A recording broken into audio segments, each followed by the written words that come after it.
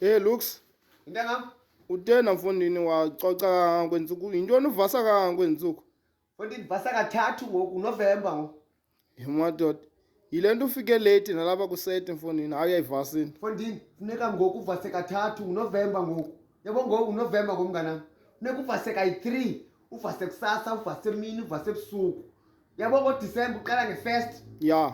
ubala aba-3. Uyayibona? So ngoku uvasela uNovember.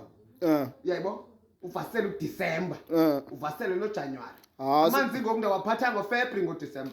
Awuvasi ngoDisemba. Awafuni ugqiba into zovasa mos. Xa usenza loo nto hayi. Usezawushiywa wena ngabantu. Gqiba ithoyilethi. Jonga wena usezawushiywa ngabantu. NgoDisemba kwexesha lavasa sibhizi. Faka ispray, ufake into yakwapha yobuso xa ubile gqithi uphole engqondweni.